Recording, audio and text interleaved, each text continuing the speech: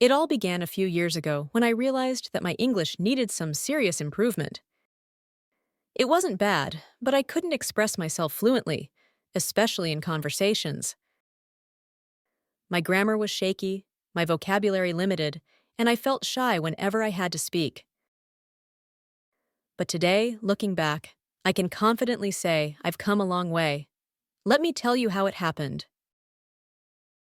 I still remember the moment when it hit me. I was at a small cafe in my hometown when a group of foreign tourists came in. They were lost and trying to ask for directions. I wanted to help, but couldn't find the words. I ended up pointing and mumbling, feeling embarrassed. That evening, I spoke to my best friend, Asha, about it. You know, Aisha, I felt so dumb today.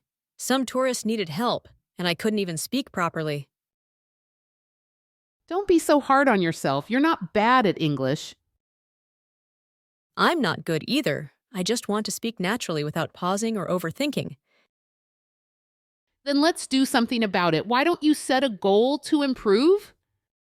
That was the spark I needed. I decided that improving my English wouldn't just be about learning, it had to be enjoyable. So I made a list of everything I loved that could connect me with the language. I started watching shows like Friends and The Office with subtitles. At first, it was hard to keep up, but soon I found myself repeating their lines. Joey's famous "How you doin'" became my go-to phrase. Aisha introduced me to English songs. We would listen to Ed Sheeran, Taylor Swift, and even some rap by Eminem. One evening, he quizzed me. What does thinking out loud mean? Uh, Dreaming? Close. It's more like expressing your thoughts openly. These little moments made learning feel fun. Next, I started reading simple books. My first was The Alchemist by Paulo Coelho, which was easy to understand and inspiring. Then I moved on to Harry Potter. I remember the excitement of looking up words like cloak and wand. I also started journaling in English. At first, my sentences were short and basic. Day 1.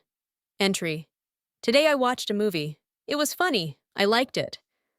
But with time, I got better. Day 30. Entry. Today I watched a hilarious movie. The plot was engaging, and I laughed so much that my cheeks hurt. Speaking was my biggest challenge. I'd always freeze up. To fix this, I started talking to myself at home. Hi, how are you? Oh, I'm great, thank you. It felt silly, but it worked. Later, I joined an English conversation group in my area. During our first meeting, I was so nervous that I barely said anything. But the group was kind. Don't worry about making mistakes. That's how we learn. Just speak. I met new friends there, like Sarah, who was a teacher. She often corrected me gently. Yesterday, I go to the park. You mean I went to the park? Oh, got it, thanks. Aisha introduced me to the world of flashcards. We'd challenge each other. What's another word for happy? Joyful? Correct. What about angry?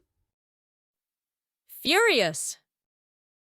I also downloaded apps like Duolingo and Quizlet to practice new words every day. There were moments when I made embarrassing mistakes, but I learned to laugh at them. Once I was trying to compliment Sarah. You are so humorless. Sarah said, laughing. I hope you mean humorous, because humorless means no sense of humor. We both burst out laughing. The real breakthrough came about a year later. I was traveling to a different city and met a group of international travelers.